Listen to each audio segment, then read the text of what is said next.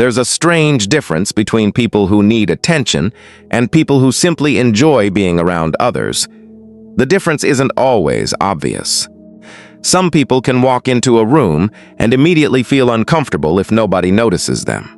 They check their phone repeatedly, wonder why someone hasn't replied, post something and quietly watch who reacts. Their mood can rise or fall depending on how much attention they receive. And then there are people who seem almost unaffected by it. They can spend an evening alone without feeling rejected. They don't need to prove they're interesting. They can sit quietly in a group without fighting to become the center of it. They enjoy compliments, but they don't seem emotionally dependent on them. At first, this can look like confidence, but there's something deeper happening. The real question isn't why they don't need attention. It's what they have learned to give themselves instead. And once you understand these 7 traits, you may start looking differently at people who seem unusually comfortable in their own company. The first trait is something most people underestimate. They don't constantly monitor how they are being perceived. Think about how much mental energy can go into imagining other people's opinions. Was that joke stupid? Did I talk too much? Why did they look at me like that? Why did nobody like my post? For someone who depends heavily on external validation, social life can become a constant performance review. But people who don't need constant attention tend to spend less time asking, "How am I coming across?" and more time asking, "What do I actually think?" That's a form of self-awareness. They still care what people think. They're human. The difference is that another person's opinion doesn't automatically become evidence about their worth. This creates an interesting psychological freedom. If someone misunderstands them, they don't necessarily feel compelled to correct the misunderstanding. If someone doesn't like them, they don't immediately assume something is wrong with them. And that leads to the second trait. They can tolerate being misunderstood. This sounds small until you realize how uncomfortable uncertainty can be. When someone misunderstands us, there's often an instinct to explain ourselves again and again. We want the other person to finally see our intentions, but sometimes that need for explanation isn't really about communication. It's about emotional reassurance. We want to hear, "I understand you. You're a good person. You didn't do anything wrong." People who are comfortable without constant attention are often more capable of accepting that not everyone will have an accurate picture of them. A friend might think they're distant. A coworker might think they're quiet. Someone online might completely misinterpret something they said. And instead of immediately entering defense mode, they can think, "They see me differently than I see myself." That ability is powerful because it separates self-knowledge from public opinion. And once you stop needing everyone to understand you, something else changes. You become much harder to manipulate, which brings us to the third trait. They are less dependent on external reinforcement. Imagine someone sends you a message. You respond, then nothing. For some people, the silence becomes psychologically loud. They check their phone, they reread the conversations, they start constructing explanations. Maybe they're losing interest. Maybe I said something wrong. Maybe they're ignoring me. This is where reinforcement can become important. When attention arrives unpredictably, it can become especially compelling.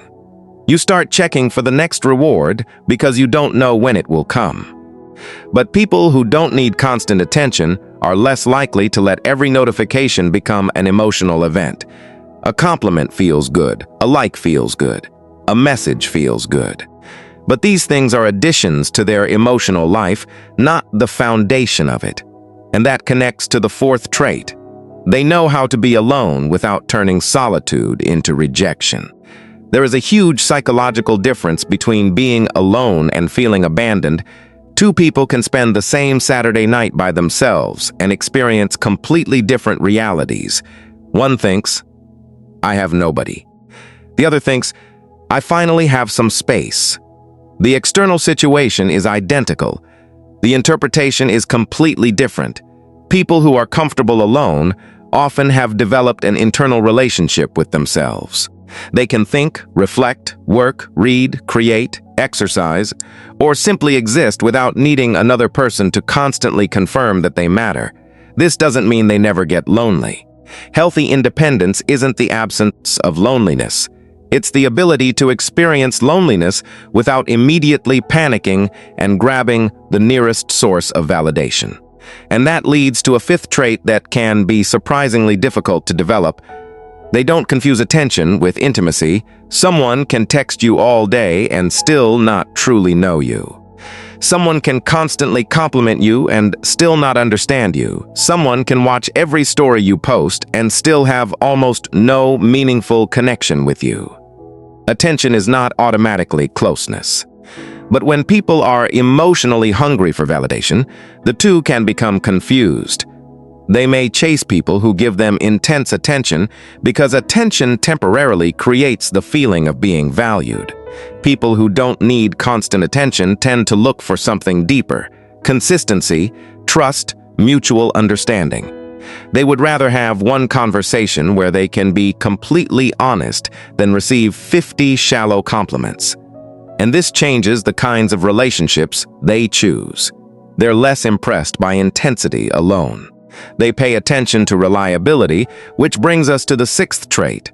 They have a relatively stable sense of self. Notice the word stable. It doesn't mean they have everything figured out. They still change. They still make mistakes. They still experience insecurity, but their identity doesn't completely transform, depending on who is standing in front of them. Some people become one version of themselves around friends, another around attractive people, another at work, and another online. They constantly adjust because they're trying to discover which version receives the most approval. A stable sense of self works differently. You can adapt socially without abandoning yourself. You can listen to criticism without automatically accepting it. You can receive praise without building your identity around it. You can fail without deciding, "I am a failure." That distinction matters, because when your identity is flexible enough to learn but stable enough not to collapse, attention becomes optional.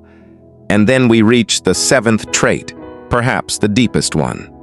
They are comfortable not proving themselves. This is where confidence becomes very different from performance. Some people need to demonstrate their intelligence.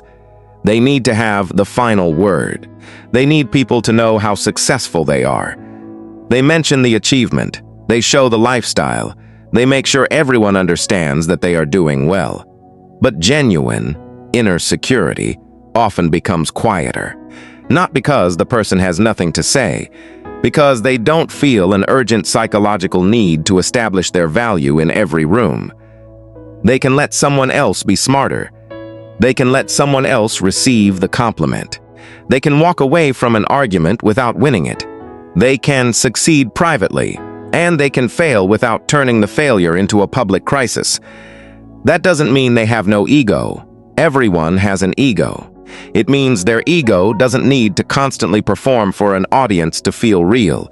And perhaps that is the common thread connecting all 7 traits. People who don't need constant attention have often developed something more valuable than attention itself: an internal source of validation. They know what they value. They can tolerate uncertainty. They can survive being misunderstood. They can enjoy solitude. They can distinguish attention from genuine connection.